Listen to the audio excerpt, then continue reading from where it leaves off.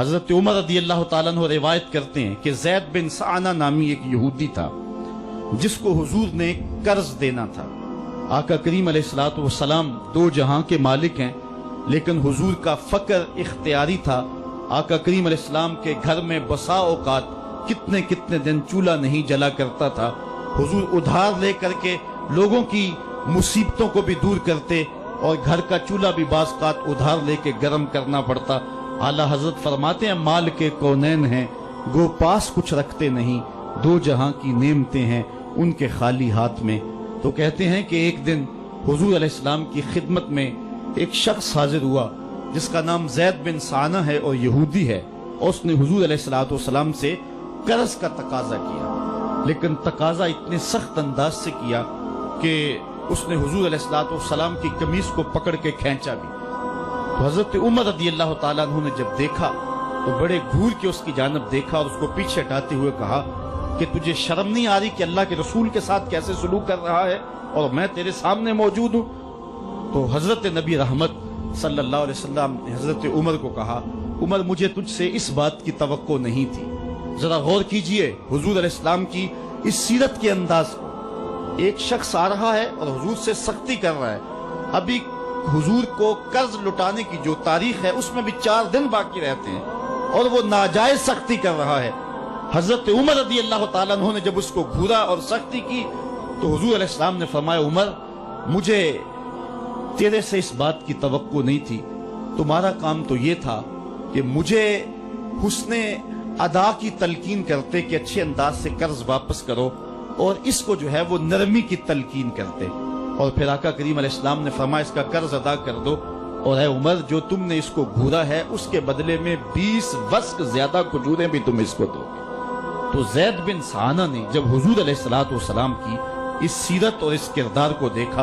اور حضرت عمر رضی اللہ تعالیٰ عنہ 20 وسق اس کو کھجوریں دے رہے تھے، تو اس نے حضرت عمر کو بتایا کہ میں یہودی ہوں اور میں نے تورات کے اندر نبی آخر الزماں کی شان اور عظمتوں کے بیان کو پڑھا ہے،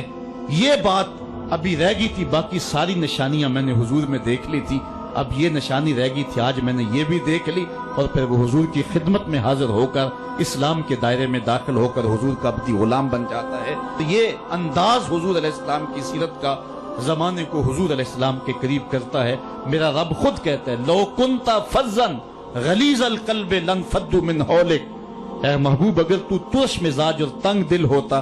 تو اتنے لوگ تیرے گرد کبھی بھی جمع نہ ہو پاتے۔ کچھ ان کے خلق نے کچھ ان کے کردار نے کر لی، مسخر ساری دنیا شہ ابرار نے کر لی۔ حضور علیہ السلام کے پیار نے زمانے کو اس قدر قریب کر دیا کہ وہ حضور علیہ السلام پہ جانے قربان کرنے کے لیے ہمہ وقت مستعد اور فعال رہتے تھے۔ جتنا پیار انہوں نے حضور سے کیا ہے کائنات میں اس کی دوسری کوئی مثال نہیں ملتی ہے۔ ایک شاعر کہتا ہے اپنے محبوب کا ذکر کرتے ہوئے، وہ کہتا ہے حافظ شیرازی نے غالباً کہا ہے کہ میرے جیسا محب زمانے میں کوئی نہیں، اس لیے کہ تیرے جیسا زمانے میں محبوب بھی تو کوئی نہیں۔ اگر صحابہ جیسا عاشق تمہیں زمانے میں نہیں ملتا تو محبوب جیسا کوئی صورت و سیرت میں حسین بھی تو زمانے کے اندر تمہیں نہیں ملے گا۔ حضرت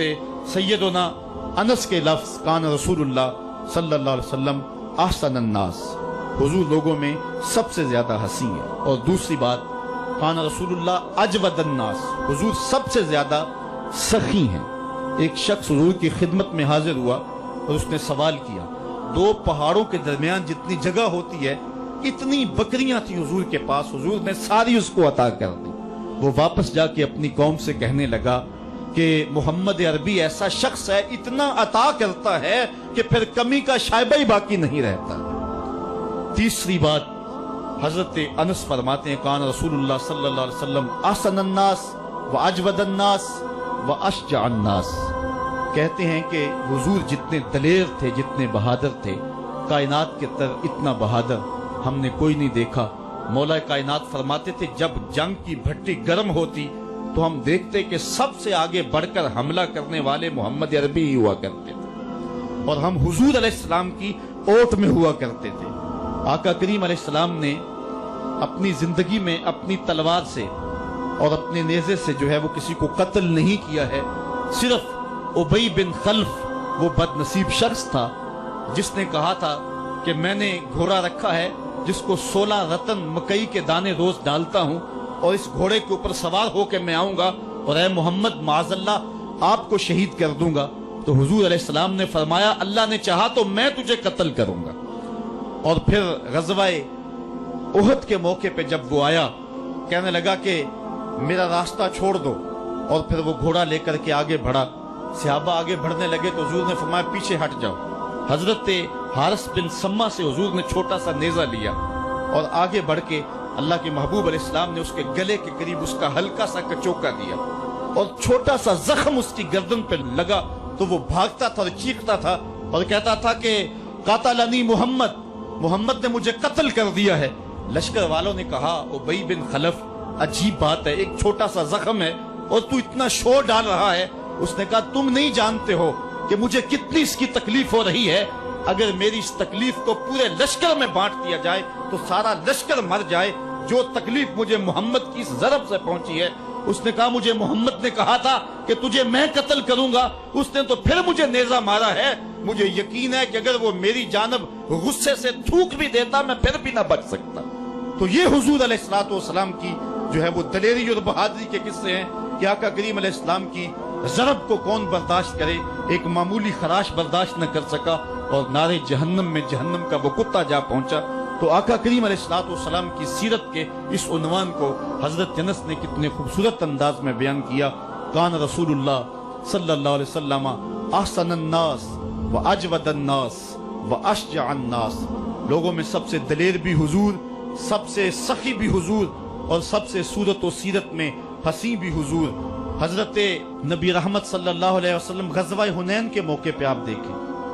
سفید خچر کے اوپر سوار ہیں اور ایک پہاڑی درے میں کافر گھات لگائے بیٹھے تھے۔ جب اچانک انہوں نے تیر اندازی کی تو لشکر اسلام میں بھگدڑ مچ گئی۔ اس وقت حضور تھے جو خچر کو آگے بڑھا رہے تھے،